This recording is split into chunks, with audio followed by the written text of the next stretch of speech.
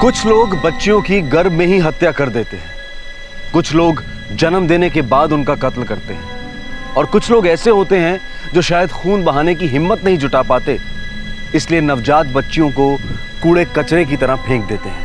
कहते हैं कि हर बच्चा अपनी तकदीर लेकर पैदा होता है, लेकिन किसी भी बच्चे को अपनी तकदीर पर छोड़ देना मानवता, इंसानियत और देश के कानून का उल्लंघन करता है। अगस्त 1991, 21 साल पहले एक नवजात बच्ची को दिल्ली में एक कूड़ेदान के डिब्बे में छोड़ दिया गया था। बच्ची के साथ ये घोर अन्याय करने वाली कोई झुग्गी झोंपड़ी की बेबस मां नहीं थी, बल्कि उसे ठिकाने लगाया था दिल्ली के एक वेल टू डू, पढ़े लिखे और पैसे वाले परिवार ने।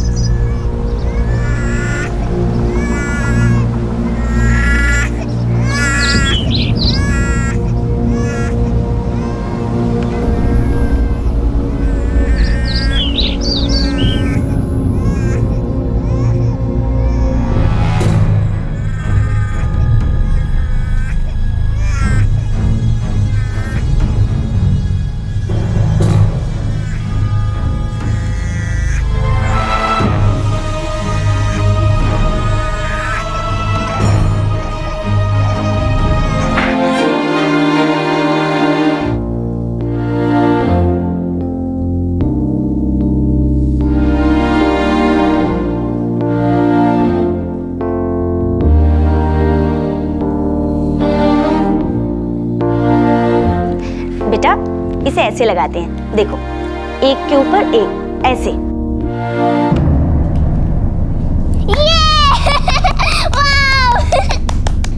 खुशी, क्या हुआ बेटा?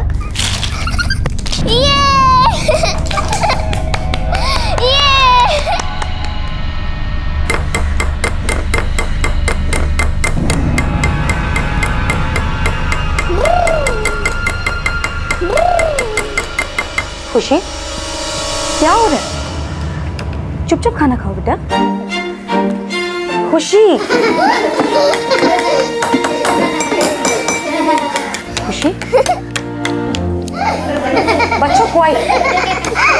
खुशी, इस तरह खाना वेस्ट करना कोई मजाक नहीं है बेटा।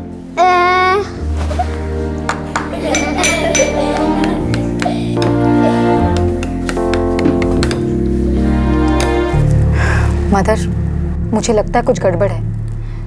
7 साल की बच्ची ऐसे क्यों पेश आ रही है?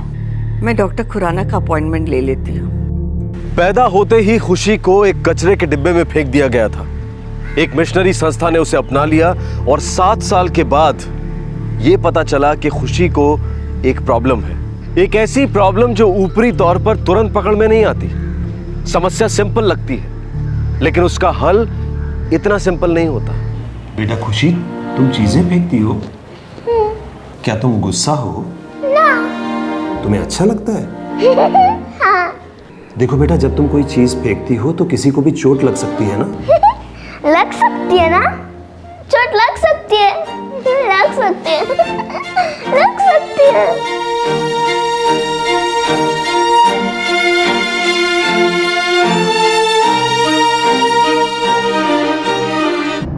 प्रॉब्लम तो है। क्या हुआ है डॉक्टर? बच्ची की मेंटल डेवलपमेंट उतनी नहीं हो रही जितनी नॉर्मली होनी चाहिए। Oh my God. डॉक्टर, हमारी तरफ से कोई कमी रह गई है क्या? ना, प्रॉब्लम मेडिकल है। दरअसल ये बच्ची स्लो है, या यूं कह लो कि मेंटली चैलेंज्ड है। हम लोगों को ये बात एक्सेप्ट कर लेनी चाहिए कि उसकी इंप्रूवमेंट एक दायरे के अंदर ही हो सकती है। जब आप उसे लाए थे तब शायद आपने ये एक्सपेक्ट नहीं किया था, लेकिन जिस तरह से ये बच्ची पेश आ रही है, डिसऑर्डर काफी क्लियर है। उम्र तो 7 साल की है, लेकिन उसका दिमाग समझो 2 साल की बच्ची का है। डॉक्टर, क्या खुशी को यहाँ दूसरे बच्चों के साथ रख सकते हैं? मैं एडवाइस नहीं करूंगा, रिस्क है, दूसरे बच्चों के लिए भी और खुशी के लिए भी। चंडीगढ़ में एक हमारा होम है जो स्पेशल बच्चों के लिए, जो मेंटल चैलेंज फेस करते हैं। ये सही रहेगा। दरअसल उसके इम्प्रूवमेंट के चांसेस बढ़ेंगे। खुशी, वहाँ तुम्हारी बहुत अच्छे से देखभाल होगी। मैं मिलने आती रहूंगी तुमसे। मत तंग नहीं करना किसी को। दीदी, आप मेरे साथ आओ ना। नहीं बेटा, मैं तुम्हारे साथ नहीं आ सकती। क्यों? खुशी माय चाइल्ड, हम चाहते हैं कि हमारी खुशी खुश रहे। वहाँ हमारी खुशी को बहुत खुशी मिलेगी। God bless you my child.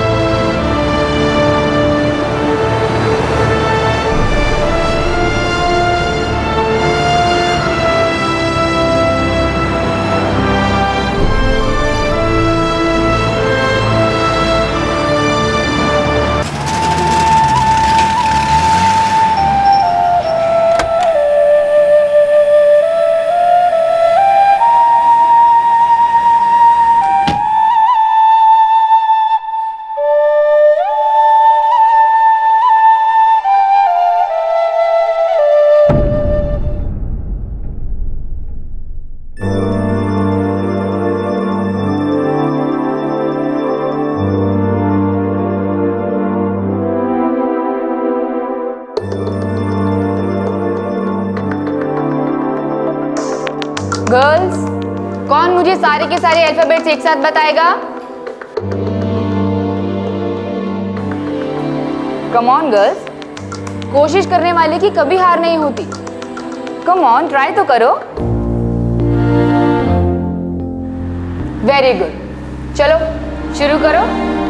A B C E।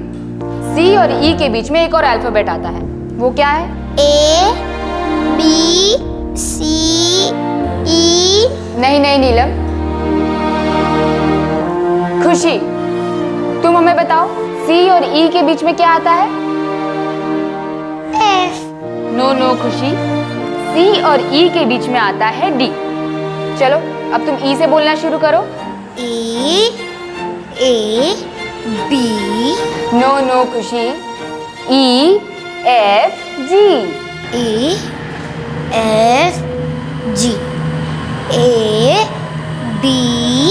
Okay okay Khushi, तुम शुरू से ही बोलो। A B C D E।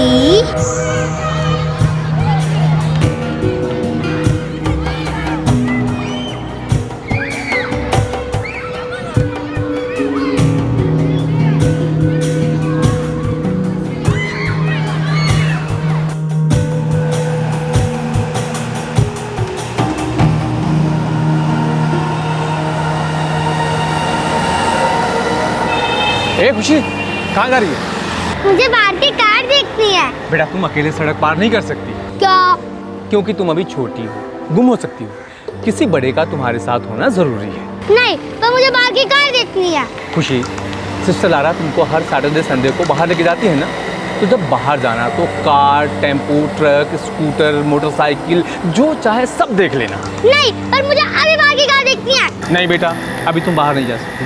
मैं जा सकती हूँ, मुझे जाने दो, मुझे कार की देखनी है। बेटा मैं तुम्हें बाहर जाने दूंगा ना, तो सिस्टर लारा मुझ पर गुस्सा करेंगी। अगर तुमने मुझे जाने दिया तो मैं तुमसे गुस्सा हो जाऊंगी। नहीं बेटा तुम बाहर नहीं जा सकती। चलो चलो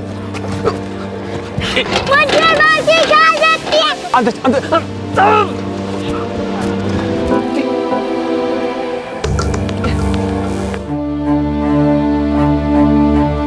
खुशी बेटा, वेरी बैड, तुमने जो किया वो बहुत गलत है। यू डन रॉन्ग बेटा। पर मुझे बाहर जाना था, वो मुझे बाहर जाने नहीं दे रहा था। खुशी, तुम अकेले बाहर नहीं जा सकती। क्यों? क्योंकि बाहर जाना सेफ नहीं है। सेफ मतलब अगर तुम अकेले बाहर गई तो तुम्हें कुछ हो सकता है। मुझे क्या हो सकता है? समझाते देखो खुशी बेटा, मुझे पता है कि तुम्हें बाहर जाना बहुत अच्छा लगता है। मैं सिस्टर लारा को बोलूंगी कि तुम्हें सैटरडे और संडे बहुत देर तक घुमाए। ओके? मुझे ना पार्क जाना है। हाँ, हम पार्क जाएंगे। वहाँ से कार्स देखने को मिलेंगी। ढेर सारी कार्स। अब तुम बाहर जाने की जिद नहीं करोगी ना? नहीं करूंगी। Very good girl. चलो अभी सो जाओ। Quick quick quick.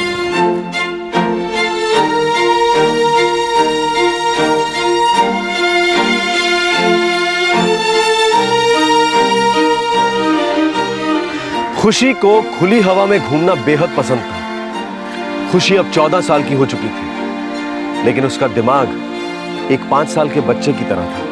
खुशी को पार्क में खेलने में बहुत मजा आता था। वो बार बार वहां जाना चाहती थी। चाइल्ड होम की दूसरी लड़कियों के साथ उसे वीकेंड्स पर वहां ले जाया जाता था, लेकिन खुशी वो वहां रोज जाना चाहती थी। सिक्योरिटी गार्ड के साथ हुई अनबन के दूसरे ही दिन खुशी अपनी जिद पूरी करने के लिए निकल पड़ी।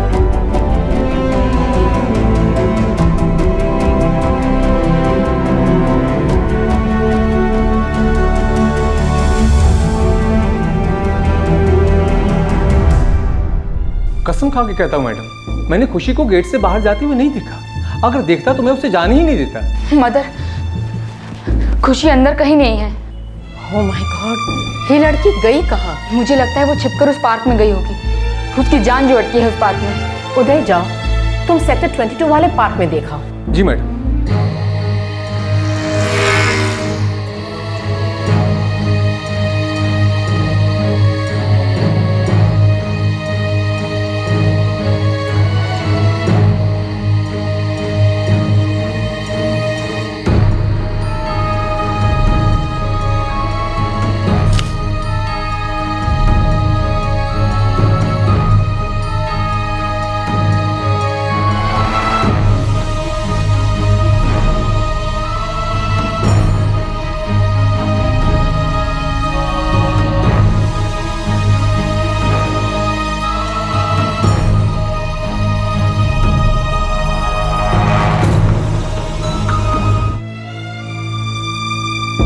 नहीं मैडम, पार्क में तो नहीं है।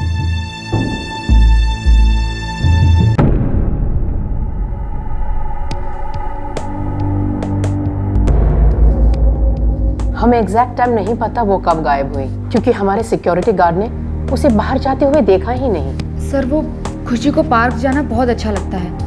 हमने हमारे होम के पास वाले पार्क में बहुत ढूंढा, पर वो कहीं नहीं मिली। क्या वो अपने आप से अकेली जा पाती? उतनी समझ है? मतलब आपका जो स्कूल है मेंटली चैलेंज बच्चों का, उसी पॉइंट ऑफ व्यू से पूछ रहा हूँ, क्या खुशी अकेली जा पाती उस पार्क तक? मुश्किल है, लेकिन बच्चे, खास करके मेंटली चैलेंज बच्चे, आपको कई बार चौंका देते हैं। मैम, आप मुझे उसकी डिटेल्स दीजिए और उसके कुछ फोटोग्राफ्स भी। हम सर्च ऑपरेशन लॉन्च करेंगे।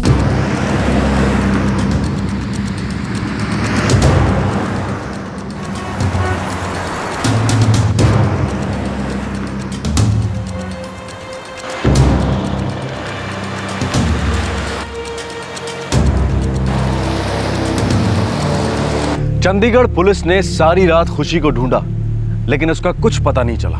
सबके लिए ये सोचना भी बहुत मुश्किल हो रहा था कि खुशी कहां गई होगी, उसके साथ क्या हुआ होगा और क्या हो सकता है एक 14 साल की मेंटली चैलेंज लड़की।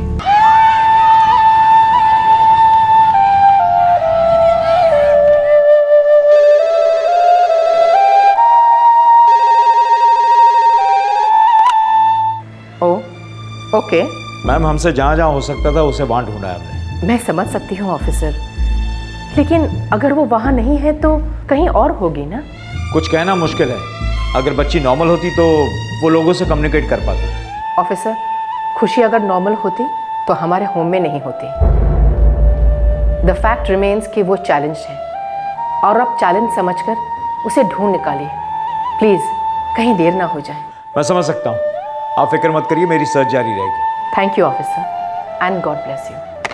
क्या बोले वो नहीं मिली है अभी तक। मेरी ही गलती है। जब उस दिन इतना जिद कर रही थी तभी उसे पार्क लेकर चले जाना चाहिए था मुझे। नो सिस्टर लारा, गलती किसी की भी नहीं है। अगर उसके साथ कुछ भी बुरा हुआ ना मदर, तो मैं अपने आप को कभी माफ नहीं कर पाऊंगी। हम प्रे करते हैं कि हमारी खुशी जहाँ भी है सलामत रहे और जल्द से जल्द हमारे पास लौट आए।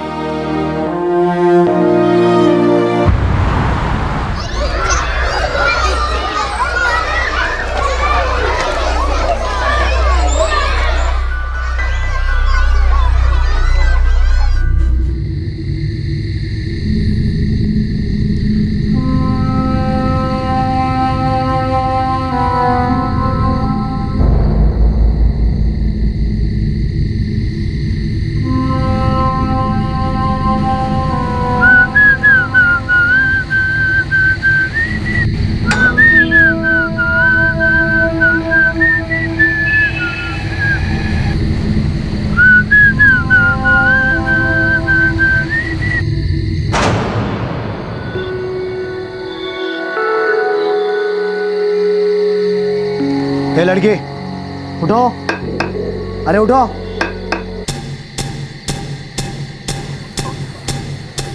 अरे मुझे क्यों उठाया? अभी तो वेकअप बेल भी नहीं बजी।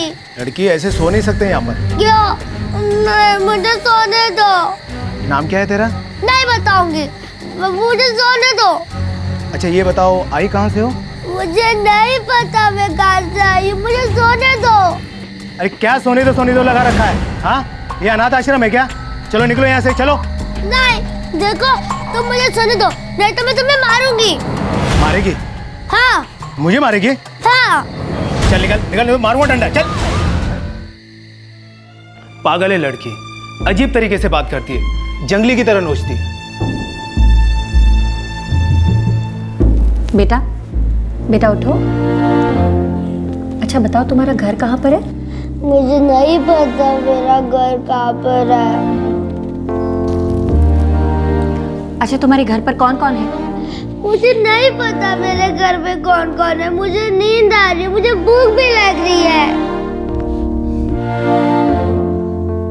अच्छा तुझे खाने को भी दूंगी और तुझे सुलाऊंगी भी।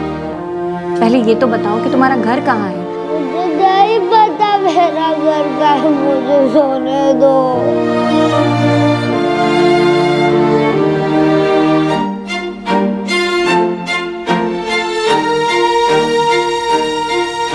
इस लड़की के कपड़ों को देखकर तो नहीं लगता कि कोई भिखारिन है या फिर सड़क पर पली बड़ी है। लेकिन वो सिक्योरिटी वाला सही कह रहा था, ये लड़की थोड़ी स्लो लगती है। हो सकता है घर से भाग गई होगी।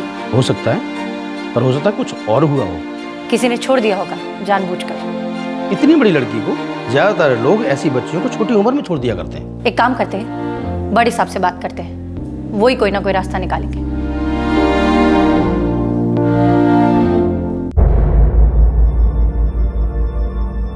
13-14 साल की है, दिमाग से कमज़ोर है। उसे याद नहीं आ रहा कि वो पार्क में कैसे पहुंची।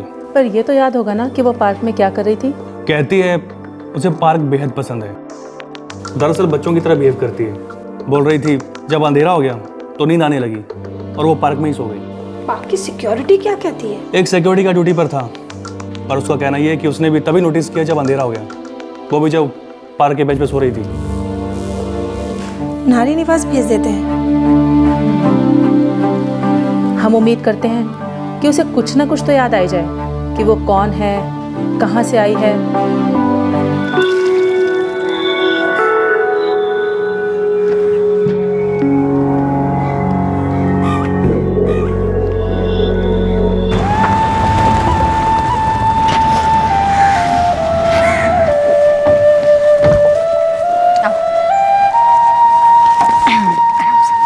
नहीं, इधर नहीं है, मैं यहाँ नहीं रहती।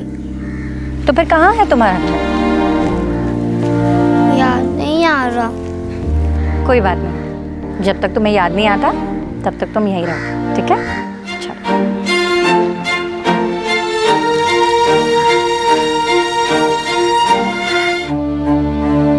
आजा, तुझे यहाँ कहाँ रहना है मैं तुझे दिखा देती हूँ। यह बगीचा मैदान भी है ना? है ना, बगीचा भी है, पेड़ पौधे भी हैं, सब कुछ है और ढेर सारे दोस्त भी बनेंगे तुम्हारे। आजा। अच्छा, ये कौन है? मुस्कान।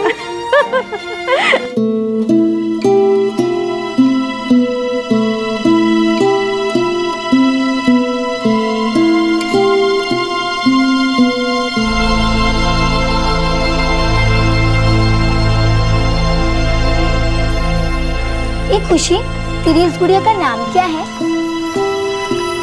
मुस्कान। तूने इसका नाम रखा? नहीं। फिर किसने? पता नहीं। फिर तुम्हारा नाम खुशी किसने रखा? पता नहीं।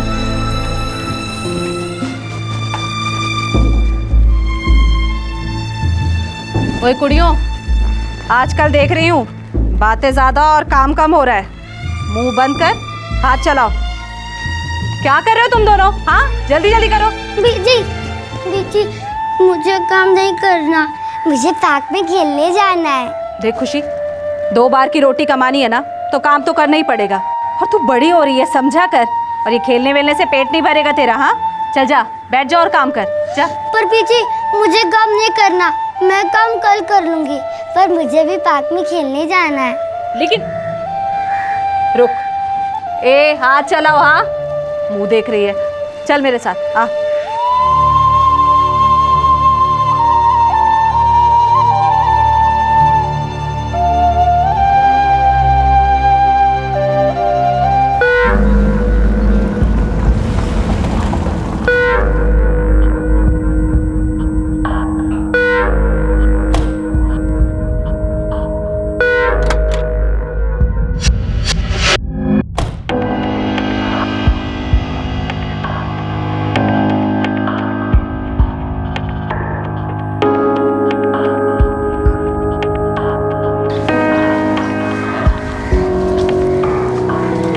क्यों बे हरी राम, सिक्योरिटी की नौकरी छोड़ के गाड़ी चलाने लगा? भाई ऐश है तेरे? अरे नहीं यार, ऐसे किस्मत कहाँ, वो सूरज छुट्टी पर है ना, तो मैं ही ले आया मैडम को। और बोल, आराधना में सब सही चल रहा है ना तेरे राज में? मेरे राज में? हाँ, वैसे सब चंगा ही चल रहा है।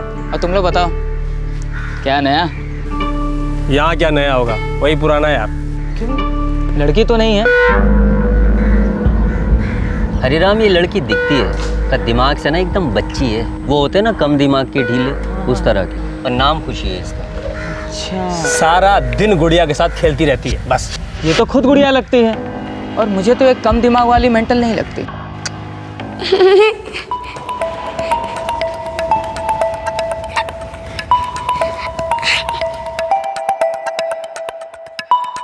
क्या नाम है तुम्हारी गुड़िया का? मुस्कान। मुस्कान, बहुत प्यारा नाम है। बिल्कुल तुम्हारी तरह खूबसूरत दिखती है भी। लेकिन इसके बालों को क्या हो गया? हाँ, खराब हो गए ना?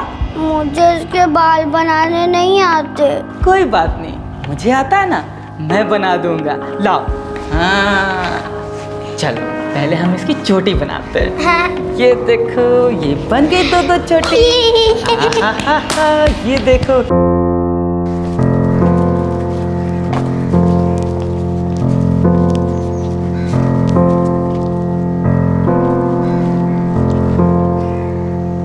हरीराम कहाँ गया? मैडम वो टॉयलेट गया है, अभी आ जाएगा थोड़ी देर में। बिल्कुल तुम्हारी तरह खूबसूरत दिखने लगी है। हरीराम, तुम्हारी आंखें जैसी खूबसूरत है। हरीराम, तू क्या कर रहा है यहाँ? कुछ भी तो नहीं, मैं तो बस इस गुड़िया के बालों को ठीक कर रहा था। देख हरीराम, आखिरी बार कह रही हूँ तुझसे, आइंदा से मेरी देखरेख की किसी भी लड़की से बात की ना तो ठीक नहीं होगा। कई बार कह चुकी हूँ तुझसे, अब और नहीं कहूंगी, चल निकल यहाँ से। लेकिन विमला जी, आप तो खामखा बिगड़ रही है। आखिर मैंने ऐसा क्या कर दिया? कमाल है। चलो कोई नहीं, आइंदा किसी से बात नहीं करूंगा। चलता।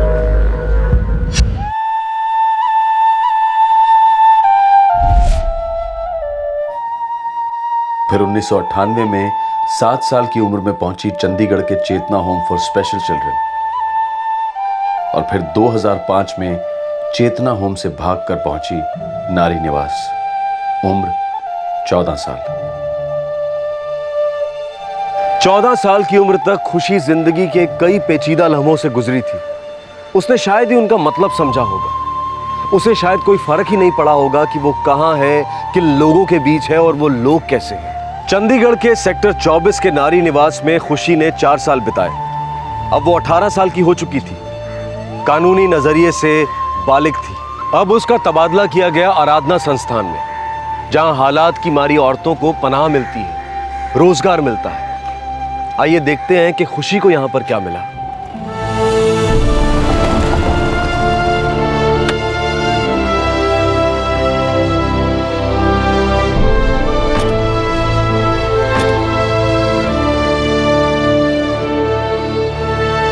खुशी, तेरा नया घर, आज से तू यहीं रहेगी। क्यों? क्योंकि तू अब बड़ी हो गई है खुशी। यहाँ मुझे खेलने देंगे ना? यहाँ बगीचे हैं? क्यों नहीं, यहाँ पे सब तेरी जान पहचान के हैं। वो देख, हरिराम, जानती है ना उसे? यहाँ एक सुरेश भी है, तेरी खूब जमेगी उसके साथ। देख वो रहा। अरे खुशी, कैसी है? अब तो हम रोज मिलेंगे। चल अंदर चल।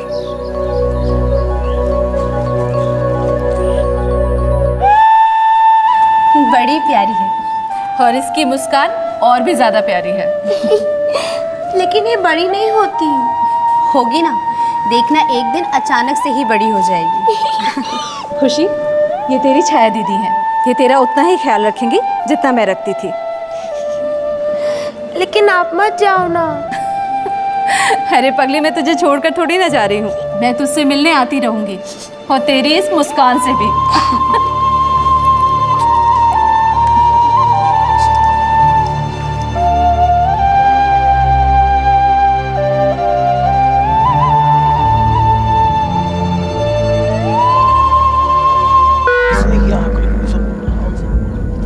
ए हरिराम, 600 रुपए बाकी हैं तेरे अभी। दे दूंगा ना, कहाँ भागा जा रहा हूँ? ओए, तू भागे नहीं जा रहा है, लेकिन मेरा घर भी नहीं चल रहा है। छोटे छोटे बच्चे हैं मेरे। सीधे से पैसे निकाल या करूँ कोई तेरा इंतजाम। ये लो, 200 रुपए है, बाकी के 400 दे दूंगा आजकल। आजकल में? हाँ, बात परसों तक नहीं जानी चाहिए, वरना तेरी खैर नहीं है। चल रामदीन। यार सुरेश, इस औरत में और अपनी छाया में कितना फर्क है ना? इसको जब भी देखो तब भौंकती रहती है, और अपनी छाया बेचारी एकदम का है, कभी झिकझिक नहीं करती। वो तो मीठी छुरी है।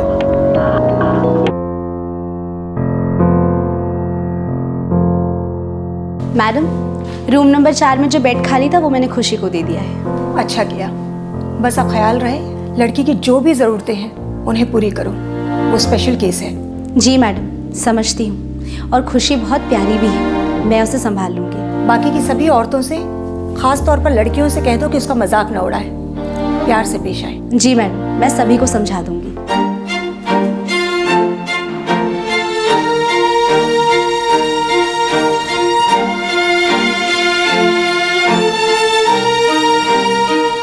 ए, नाम क्या है तेरा? खुशी। और ये गुड़िया हमेशा चिपकी रहती है तेरे साथ? ये मुस्कान है। सुनो लड़कियों, खुशी को ज्यादा कोई परेशान नहीं करेगा, छेड़ेगा नहीं। वो खास है, समझी? क्यों खास है दीदी? आपके रिश्तेदार है। देख आरती, ज्यादा बातें मत किया कर, कंप्लेन जाएगी तेरी मैडम के पास। छाया दीदी, कोई नई धमकी दिया करो ना।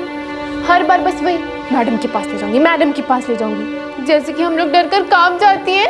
मीना, सच में कंप्लेन जाएगी ना तो हंसोगी नहीं, रो दोगी। बाहर आना जाना बंद करा दूंगी, समझी? चल जाने देना। वैसे भी हमें क्या करना ये खास लड़की के साथ।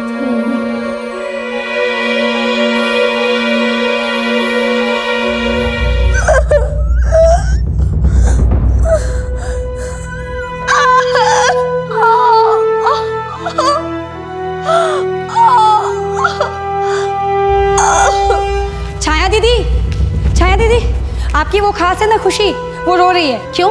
क्या क्या तूने उसके साथ? अरे दीदी, उस पागल के साथ हम क्या करेंगे, उसके तो पेट में दर्द हो रहा है।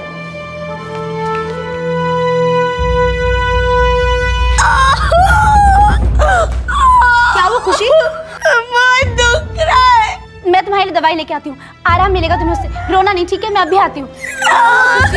कहाँ दर्द हो रहा है? पेट में दुख, मेरा पेट दुख रहा है।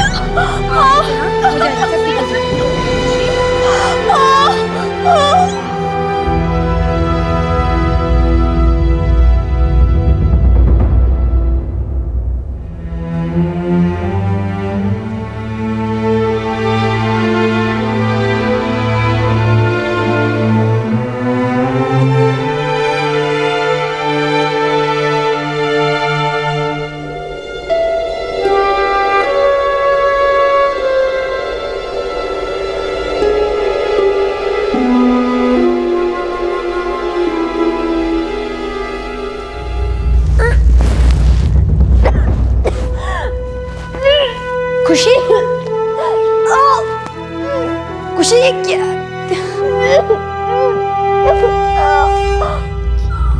खुशी,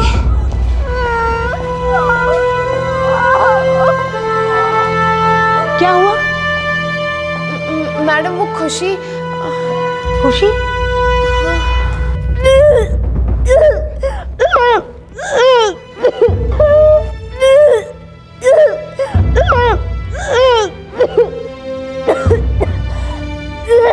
मैडम अब खुशी ठीक है। ये सब क्या हो रहा है छाया? 3 दिन से लड़की की हालत खस्ता है और तुमने अब तक डॉक्टर नहीं बुलाया? मैडम ऐसा भी कुछ नहीं हुआ है, महीने के वो दिन है, दर्द संभाल नहीं पाती, धीरे धीरे सीख जाएगी। फिर भी इतना दर्द है तो कुछ तो प्रॉब्लम होगी, मुझे बुला लिया होता। जोर से सांस लो, एक बार और।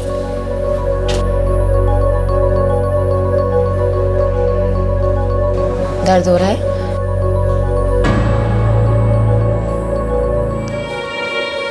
लक्ष्मी जी, मेरी राय में एक बार पूरा चेकअप करवा लेना चाहिए। फूड पॉइजनिंग भी हो सकती है। अब छाया कह रही है कि 3 दिन से दवाई चल रही है पर ये रिस्पॉन्ड नहीं कर रहे। हमें इसे हॉस्पिटल ले जाना चाहिए, कुछ सीरियस हो सकता है।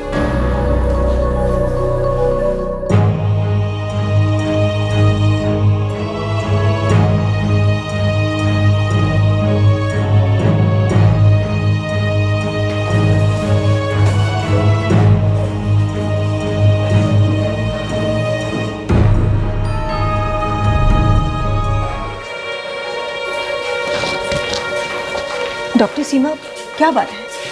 वो पेट का दर्द नहीं है। फिर? She is pregnant. प्रेग्नेंट? पर कैसे? ठीक से चेकअप तो करवाया ना? I mean, कोई गलत रिपोर्ट तो नहीं निकली? सोनोग्राफी के दौरान मैं वहीं बैठी थी लक्ष्मी जी। खुशी प्रेग्नेंट है। प्रेग्नेंट? पर कैसे? ठीक से चेकअप तो करवाया ना? I mean, कोई गलत रिपोर्ट तो नहीं निकली? सोनोग्राफी के दौरान मैं वहीं बैठी थी लक्ष्मी जी। खुशी प्रेग्नेंट है।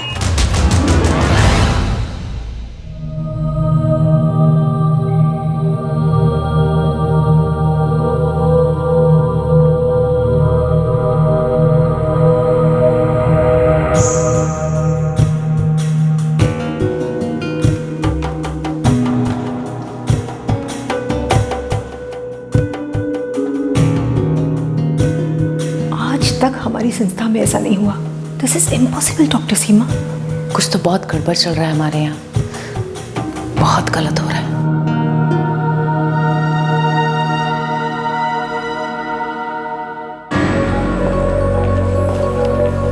मैडम, मुझे तो कुछ समझ में नहीं आ रहा है। छाया, हमारी संस्था पर बहुत बड़ा धब्बा लगा है और सबसे दुख की बात तो ये है कि ये खुशी जैसी लड़की के साथ हुआ है। जिसे पता ही नहीं कि उसके साथ क्या हुआ है। लेकिन जो भी हुआ है आप लोगों की जानकारी के बिना हो ही नहीं सकता था। मैडम जी, हम लोगों को इस कांड के बारे में कुछ भी नहीं मालूम, सच में। अगर ये सच है कि आप लोगों को कुछ नहीं मालूम, तो एक और सच ये भी है कि किसी को तो पता है, खास तौर पर जिसने ये हरकत की है। और मुझे पूरा भरोसा है कि पुलिस उस तक जरूर पहुंचेगी।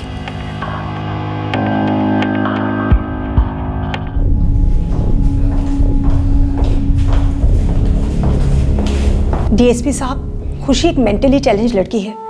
उसे तो पता भी नहीं चला होगा कि उसके साथ क्या हो रहा है। किसी ने उसकी दिमागी हालत का फायदा उठाया है। डॉक्टर लक्ष्मी, ये तो बहुत सीरियस मामला है। सीरियस ही नहीं डीएसपी साहब, शर्मनाक भी। जब तक गुनहगार का पता नहीं चल जाता, मैं चैन से नहीं सो पाऊंगी। एक तो ये खुशी जैसी लड़की के साथ हुआ है, ऊपर से हमारी संस्था में हुआ है।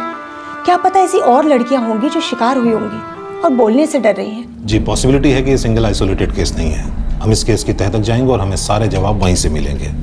फिलहाल मैं एक लेडी ऑफिसर को इस केस में डिप्यूट कर रहा हूँ। Thank you very much sir.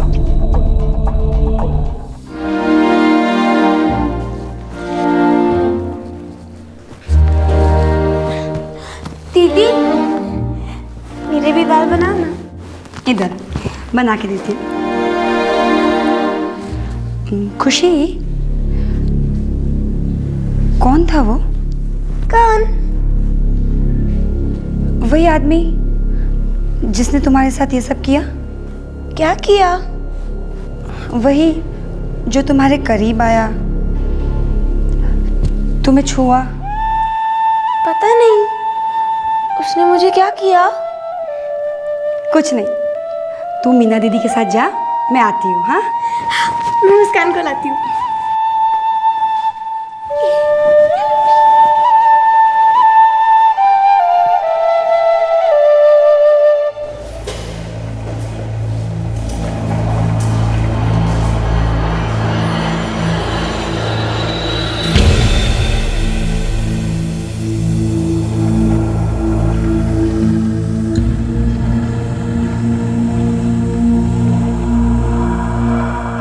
Madam, मैंने तो उससे पूछने की पूरी कोशिश की, लेकिन बस वो एक ही बात कहती है कि उसे कुछ नहीं मालूम।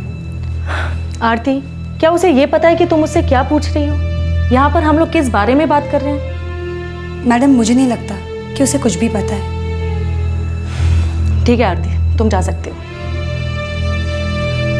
डॉक्टर लक्ष्मी, खुशी की जो अभी मेंटल कंडीशन है, उससे ये बात साफ है कि मेंटली खुशी अभी एक बच्ची है। उसको इस बात का एहसास भी नहीं है कि किसी ने उसे फिजिकली अब्यूज किया है, और शायद वो इन सारी चीज़ों को बहुत ही नॉर्मल समझ रही है। तो कल्प्रिट को पहचानना उसके लिए थोड़ा मुश्किल होगा। तो फिर आप हर एक स्टाफ से क्वेश्चन कीजिए ऑफिसर। क्वेश्चनिंग तो सबसे ही होगी, लेकिन उससे पहले हमें खुशी से बात करनी पड़ेगी। उसे हमें ये समझाना होगा कि ह्यूमन सेक्सुअलिटी क्या होती है। बहुत ही प्यार से, बहुत ही आराम से उसको ये बताना होगा कि सही टच और गलत टच क्या होता है। मैं कल खुशी को लेकर डॉक्टर सीमा के पास जा रही हूँ। उसका चेकअप करना है। डॉक्टर सीमा एक बहुत अच्छी काउंसलर भी है। वो ये काम अच्छी तरह से कर सकेंगे। वो सबसे अच्छा होगा। खुशी की काउंसलिंग के बाद शायद खुशी हमें कोई लीड दे सके, और शायद हमें ये पता चल सके कि आपके संस्था में चार दीवारी के बीच में इतना बड़ा क्राइम किसने किया और कैसे हुआ।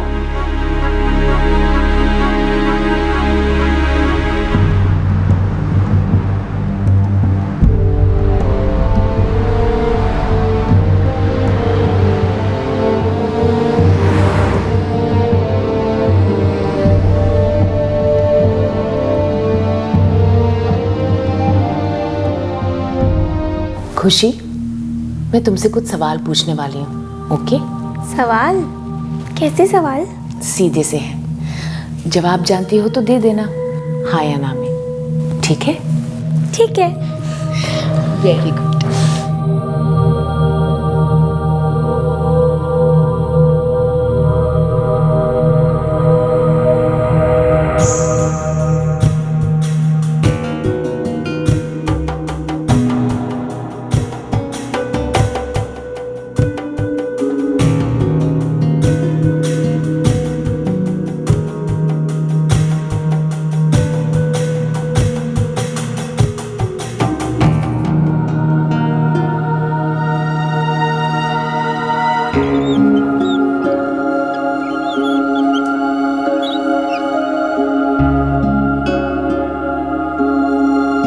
उसे टेस्ट के लिए भेज दिया है। डॉक्टर सीमा, खुशी ने कुछ भी बताया? किसी का नाम लिया उसने? उससे नाम बुलवाना काफ़ी मुश्किल है, पर हाँ, मैंने उसे शारीरिक संबंधों के बारे में बताया, ज़बरदस्ती के बारे में बताया। वो सब बातें समझ गई, लेकिन क्या? लेकिन उसको ये सब कुछ मानो कोई खेल लगता है। उसे इसकी सीरियसनेस समझ में नहीं आती। क्या खुशी ने एक भी आदमी का नाम बताया जिसने उसे मॉलेस्ट किया हो या फिर रेप किया हो? वो कोई नाम नहीं ले रही, पर हाँ, जब मैंने उसे शारीरिक संबंधों के बारे में बताया तो उसने कहा कि एक नहीं बल्कि कई मर्दों ने उसके साथ ये किया था। डॉक्टर लक्ष्मी, ये बहुत ही शॉकिंग बात है।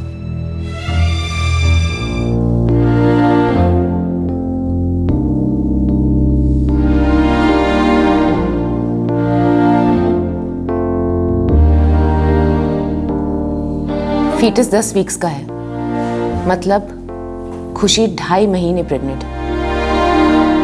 खुशी आपकी संस्था आराधना में कब आई थी? यही करीब मार्च के महीने में। और अब चल रहा है मई का महीना, मतलब ये रेप नारी निवास में हुआ होगा जहां पर खुशी पहले रहती थी।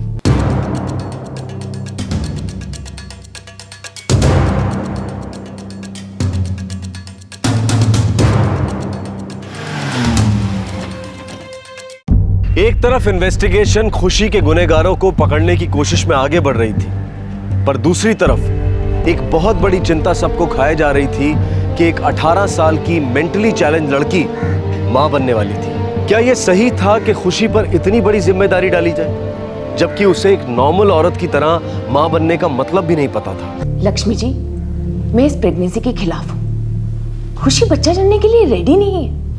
वो तो खुद ही एक बच्ची है। लेकिन अबॉर्शन हम माँ की मंजूरी के खिलाफ नहीं कर सकते। कम ऑन लक्ष्मी जी, खुशी को पता भी नहीं है कि वो प्रेग्नेंट है। उसकी मर्जी, उसकी मंजूरी, ये सब बातें मायने नहीं रखती, क्योंकि वो इन सब बातों से परे है।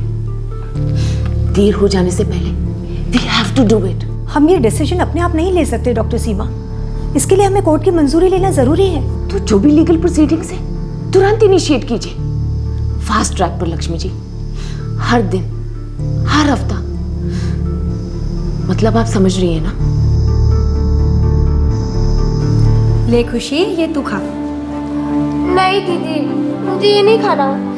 मुझे ना अचार अच्छा लगता है।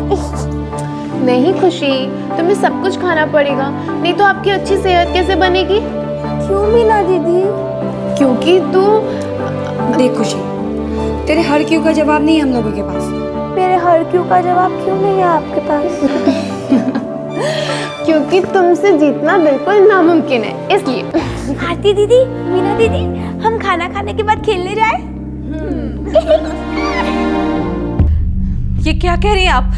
मुझे इसके बारे में कुछ नहीं पता। आराधना भेजे जाने से पहले खुशी नारी निवास में 4 साल तक तुम्हारी देखरेख में थी, और तुम्हारी सहमति और रजामंदी के बगैर ये हो ही नहीं सकता कि कोई भी मर्द उसे छू भी ले। और नारी निवास में सिर्फ 2 ही पुरुष कर्मचारी काम करते हैं। देखो, तुम लोग यहाँ पर सालों से काम कर रहे हो, मुझे पूरा यकीन है कि तुम लोग को कुछ ना कुछ जरूर पता होगा। जल्दी बता दो, तुम्हारी सेहत के लिए अच्छा होगा। देखिए मैडम जी, मुझे इसके बारे में कुछ नहीं पता, मैं सच्ची कह रही हूँ। मतलब तुम गुंगी, बहरी और अंधी हो। सिमरन जी मैडम। विमला जी को लॉकअप में ले जाओ और अपने तरीके से पूछो, और तब तक पूछती रहना जब तक ये बता ना दे कि इन्होंने क्या देखा, क्या सुना और क्या किया। मैडम जी, और इन दोनों पे भी कोई रहने ले जाओ इन्हें। मैडम जी, मैंने कुछ किया ही नहीं है।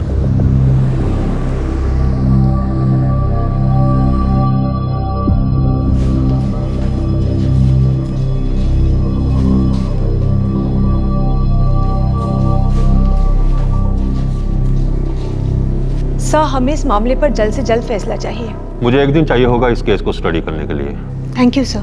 मैडम जी, वो तीनों को लेके अलग से उबाला, और रामदीन सबसे पहले पिघल गया। ले साले नू। मैडम जी, मैं कबूल करता हूँ कि मैंने खुशी के साथ एक बार। मैडम जी, वो कर दिया काम।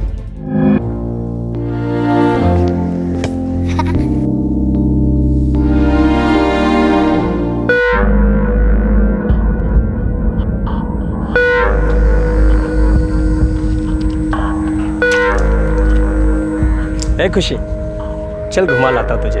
चल बड़े पार्क ले चलता हूँ। बड़ी पार्क में? क्यों नहीं जाना? ठीक है फिर मैं किसी और को ले जाता हूँ। नहीं नहीं नहीं नहीं, मुझे बड़े बाग जाना है। तो चल, लेकिन सुन, किसी को बताना मत।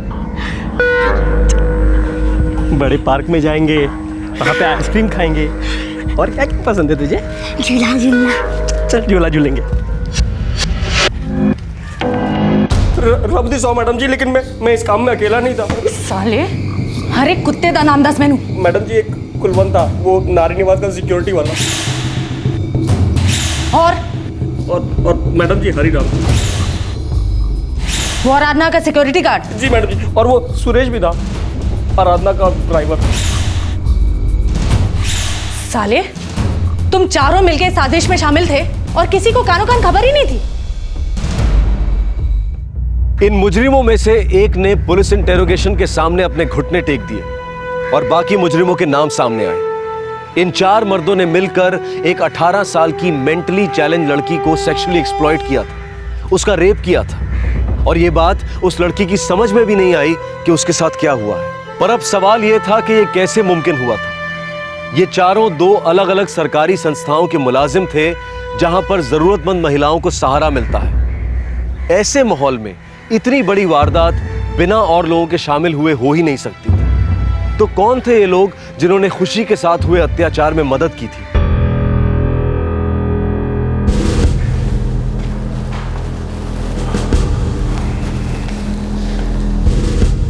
देखिए, मैंने जो रिपोर्ट स्टडी की, मेडिकली ये उचित नहीं होगा कि खुशी ये प्रेगनेंसी पूरी करे, लेकिन क्या सर?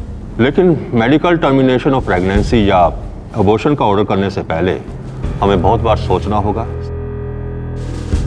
आफ्टर ऑल हम एक जान लेने की बात कर रहे हैं डॉक्टर लक्ष्मी। सर, एक जिंदगी पहले से दांव पर है, वो है खुशी की। उसे पता भी नहीं है कि वो प्रेग्नेंट है, तो वो बच्चे को क्या जन्म देगी और क्या पालेगी। वो तो खुद एक बच्ची है जिसका ख्याल 24 घंटे रखना पड़ता है सर। कोर्ट को इस बात का सबूत चाहिए होगा कि खुशी किस लेवल तक मेंटली अंडर डेवलप्ड है। क्या वाकई वो अपने बच्चे का ख्याल नहीं रख सकती? क्या उसका IQ टेक्निकली उतना लो है? ऑफ कोर्स हाँ सर, सालों के रिकॉर्ड्स हैं। मुझे फ्रेश रिकॉर्ड्स लगेंगे। मैं CGI हॉस्पिटल के रेजिडेंट साइकेट्रिस्ट को तुरंत ऑर्डर दे रहा हूँ कि वो खुशी का पूरी तरह से एग्जामिन करे, जिससे ये साबित हो कि खुशी बच्चे को जन्म देने के लिए रेडी नहीं है और ना ही बच्चे की परवरिश करने के लिए।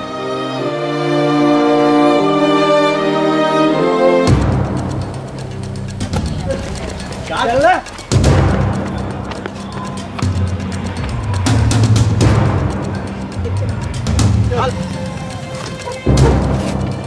क्या हो रहा है?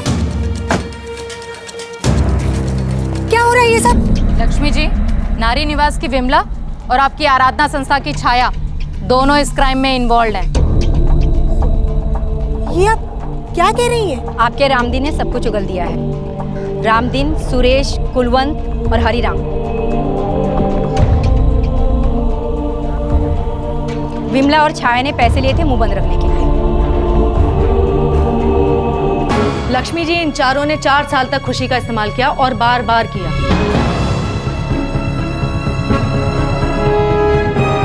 बड़े ही दुख की बात है और शर्म की भी कि दोनों ऑर्गेनाइजेशंस की केयरटेकर विमला नारी निवास से और छाया आराधना से उस लड़की को इन हैवानों के पास खुद ही ले जाती थी, और जब वो चारों उसका बलात्कार कर रहे होते थे तो मुंह फेर लेती थी। और तो और ये दोनों खुशी के बदन से पैसे भी कमा रही थी।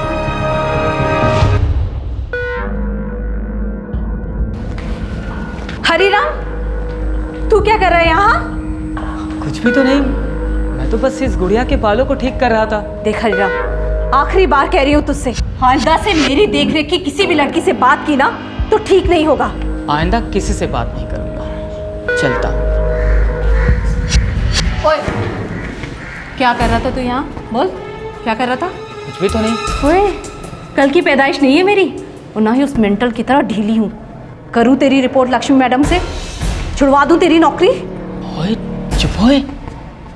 चुप रहने के 100 रुपए लगेंगे, निकाल। अभी नहीं है, कल दे दूंगा। आइंदा से जेब में रख कर घूमा कर। आज से हफ्ते के हफ्ते मेरे हाथ में नोट नहीं थमाया ना तो डूब गया काम से। और ये सरकारी नौकरी ना बार बार नहीं मिलती। चल निकल यहाँ से। देखो, मुझे मालूम है रामदीन और कुलवंत के खाते चलते तुम्हारे साथ। मेरा भी शुरू कर दो, सब खुश। इन लोगों में पैसों की लेन देन बराबर हो रही थी। ए हरीराम, 600 रुपए बाकी हैं तेरे अभी। दे दूंगा ना, कहाँ भागा जा रहा हूँ। ओए, तू भागे नहीं जा रहा है, लेकिन मेरा घर भी नहीं चल रहा है। छोटे छोटे बच्चे हैं मेरे, सीधे से पैसे निकाल या करूँ कोई तेरा इंतजाम। ये लो, 200 रुपए है, बाकी के 400 दे दूंगा आजकल। आजकल में हाँ, बात परसों तक नहीं जानी चाहिए, वरना तेरी खैर नहीं है। यार सुरेश, इस औरत में और अपनी छाया में कितना फर्क है ना। इसको जब भी देखो तब भौंकती रहती है, और अपनी छाया बेचारी एकदम गाय, कभी झिकझिक नहीं करती। वो तो मीठी छुरी है। और विमला के साथ ये छाया भी शामिल थी इस रैकेट में, दोनों मिलकर पैसे बना रही थी। और ये चारों मर्द उस बेचारी मेंटली चैलेंज लड़की का सेक्सुअल एक्सप्लॉयटेशन कर रहे थे। मैडम जी,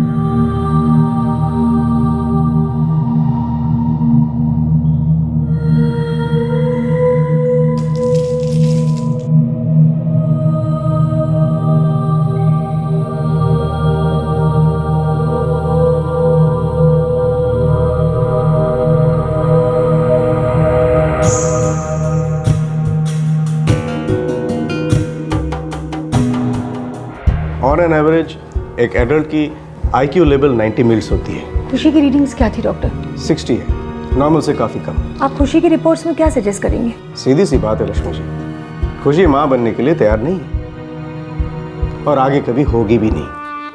मैं तो इस प्रेगनेंसी के बिल्कुल खिलाफ एडवाइस करूंगा।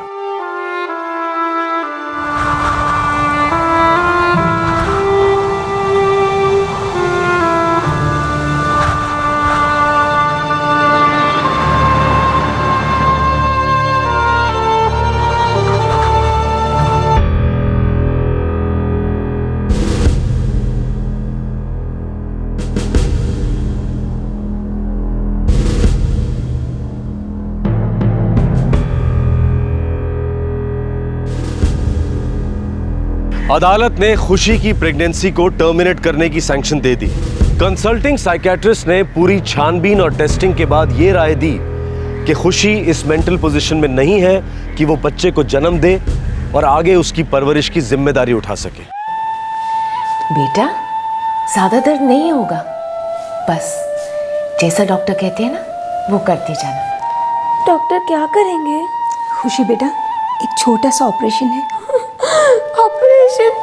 नहीं, मुझे सुई अच्छी नहीं लगती, दुखता है, मुझे नहीं चाहिए। नहीं बेटा, यहाँ दर्द नहीं होगा। सब कुछ हो जाने के बाद तुम्हें काफी अच्छा लगेगा, बिल्कुल दर्द नहीं होगा। सच? God promise? आप भी गॉड प्रॉमिस? God promise. इसके बाद तुम्हें कभी कोई दर्द नहीं होगा। God promise. दर्द नहीं होगा ही?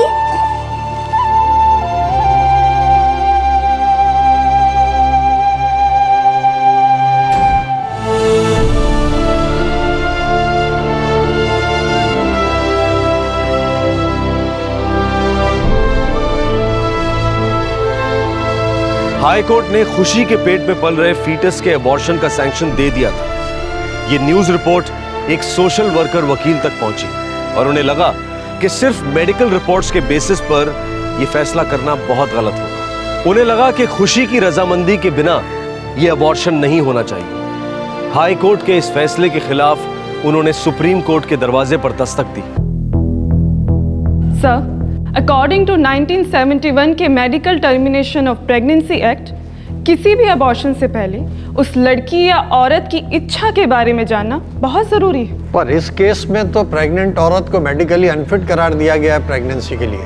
विद ड्यू रिस्पेक्ट सर, मैं मानती हूँ कि खुशी का IQ लेवल नॉर्मल से काफ़ी कम है, मगर इसका मतलब ये बिल्कुल भी नहीं है कि उसे ये बताया भी ना जा सके कि उसके साथ क्या हुआ था और क्या होने जा रहा है। सर, IQ लेवल एक सेट ऑफ ह्यूमन एक्टिविटीज़ के अकॉर्डिंग मेजर किया जाता है, मगर ये किसी इंसान की क्षमताओं का मापदंड बिल्कुल भी नहीं हो सकता है। खुशी मेंटली स्लो है, अनफिट नहीं है, और उसके पेट में पल रही जान की हत्या का डिसीजन कोई और नहीं ले सकता। सर, ये मेरे पास कुछ इंटरनेशनल लेवल पर हुए ऐसे केसेस की report, kindly go through them. Sir, इन देशों के कोर्ट ने भी ऐसे केसेस में बच्चों की डिलीवरी की परमिशन दी, फिर स्टेट ने बच्चे की परवरिश की जिम्मेदारी ली, क्योंकि गौर से देखा जाए सर तो खुशी की सुरक्षा की जिम्मेदारी स्टेट की थी, जिसे निभाने में स्टेट फेल हुई। ऊपर से हाई कोर्ट के ऑर्डर स्टडी कीजिए सर। खुशी की प्रेगनेंसी के बारे में मई 2009 में पता चला, जब वो ऑलरेडी 10 हफ्ते प्रेग्नेंट थी। फिर हाई कोर्ट के बैक एंड फोर्थ के बाद अबॉर्शन का सैंक्शन 17 जुलाई 2009 को आया।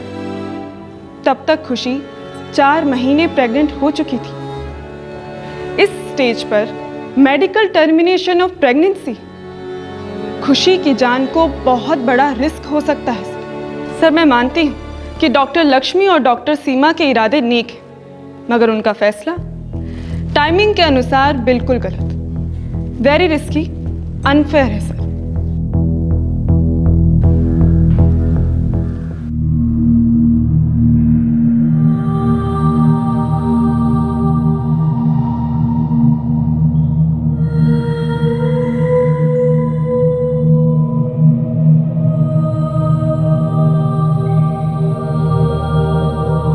मुझे लगता है सीमा, हमें खुशी से बात करनी होगी। क्या बात करेंगे? उससे क्या फायदा होगा लक्ष्मी जी? सीमा, उसे बताना होगा कि वो माँ बनने वाली है, उसे प्रिपेयर करना होगा। सुप्रीम कोर्ट के ऑर्डर्स आते आते प्रेगनेंसी काफी एडवांस होगी, अबॉर्शन का तो कोई ऑप्शन ही नहीं रहा। अब कुछ भी हो सीमा, हमें उसे तैयार करना होगा माँ बनने के लिए। इस लड़की की असली गुनहगार तो हम ही हैं लक्ष्मी जी। ये लड़की हमारी देखरेख में थी और हमारी नाक के नीचे उसके साथ ऐसा हुआ। मैं अग्री करती हूँ सीमा, हम लोग टोटली निर्दोष नहीं हैं, लेकिन ये वक्त इन बातों के लिए नहीं है। हमें देखना है कि हम खुशी के लिए आगे और क्या कर सकते हैं। हमारी जिम्मेदारियां बढ़ने वाली हैं और इस बार हम कोई चूक नहीं होने देंगे। कुछ महसूस हो रहा है तुम्हारे अंदर? कुछ पल रहा है, कुछ बढ़ रहा है? हाँ, लेकिन सब मुझे मोटी मोटी बोलेंगे। खुशी बेटा, तुम्हारे अंदर एक छोटा सा बेबी है, एक बच्चा है। बेबी? बेबी है? मुस्कान बेबी है? बहुत छोटा है इस वक्त, बिल्कुल मुस्कान के जैसा। तुम्हारा बच्चा तुम्हारे पेट में है? पेट में बेबी है? मुस्कान जैसा बेबी? सच? सच।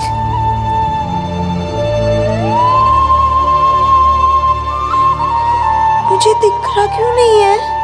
बेबी कहाँ है? दिखेगा, पर पहले तुम्हें बेबी अंदर से महसूस होगा। तुम जो खाओगी वो बेबी खाएगा, तुम्हारे अंदर खेलेगा, अंदर ही हल्के हल्के किक मारेगा। हो सकता है कि कभी तुम थोड़ी सी बीमार हो जाओ, पर बेबी अंदर ही बड़ा होता जाएगा। मुझे कब दिखेगा? थोड़ा वक्त लगेगा बेटा। कितना? कुछ ही महीने बस। फिर मुझे बेबी दिखेगा? बेबी दिखेगा? मुस्कान जैसा बेबी? जो भी होगा, जैसा भी होगा, एकदम तुम्हारी जैसा होगा, सुंदर। बेटा, तुम्हें ये बेबी चाहिए? हाँ, मुझे बेबी चाहिए। बेबी, बेबी आएगा। खुशी, खुशी जैसा बेबी, मुस्कान जैसा बेबी। हम खेलेंगे ना, हम खेलेंगे।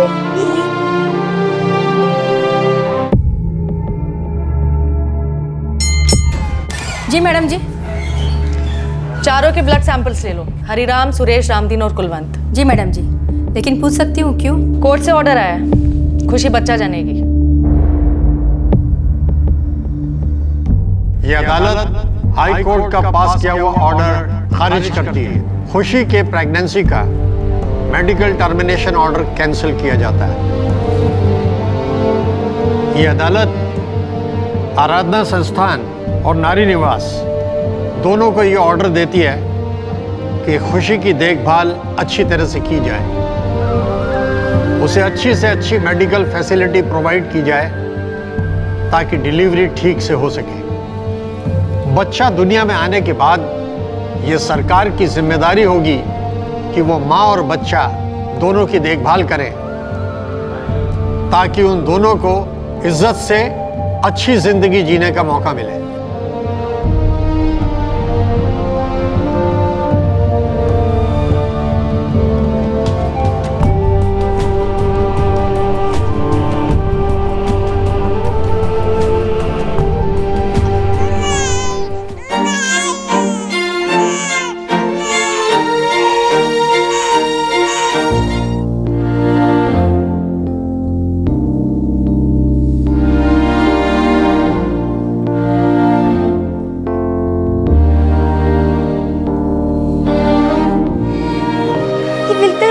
जैसी दिखती है ना? खुशी ये बिल्कुल तुम्हारी तरह दिखती है। क्या नाम देना चाहोगी इसे? मुस्कान। मैं इसे भी मुस्कान बुला सकती हूँ? बिल्कुल, ये तुम्हारी बेबी है, इसे जो नाम देना चाहो दे सकती हो। तो अब से इसका नाम मुस्कान, मेरी मुस्कान। हैदराबाद के फोरेंसिक लैबोरेटरी से डीएनए रिपोर्ट्स आ गई हैं। बच्ची का डीएनए हरिराम से मैच कर गया है और हरिराम ही इस बच्ची का बायोलॉजिकल फादर है।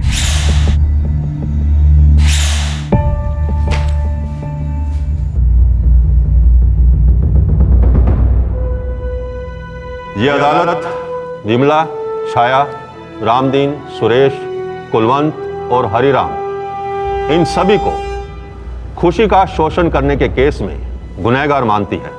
इन सभी की ड्यूटी थी कि वो खुशी की देखभाल करें, सुरक्षा करें, लेकिन इसके बिल्कुल विपरीत इन्होंने इस लड़की के साथ बहुत ही घिनौने तरीके से सेक्सुअल एक्सप्लॉयटेशन किया। इसके चलते ये अदालत इन 6 आरोपियों पर कस्टोडियल रेप के चार्जेस फ्रेम करती है और इन सभी को 10 साल बामशक्कत सजा सुनाती है।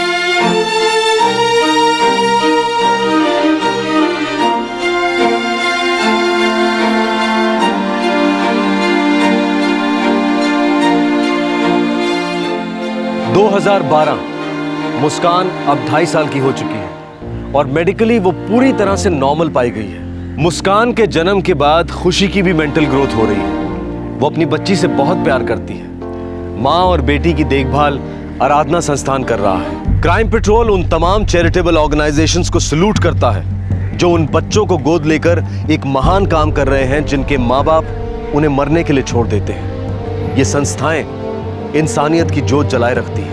2 सरकारी संस्थाओं में खुशी के साथ जो हुआ वो बेहद शॉकिंग है, लेकिन दाद देनी होगी डॉक्टर लक्ष्मी संथानम और डॉक्टर सीमा पांडे की और उस महिला एडवोकेट की भी जिन्होंने सही वक्त पर दखल देकर इस मामले को सुप्रीम कोर्ट के सामने पेश किया।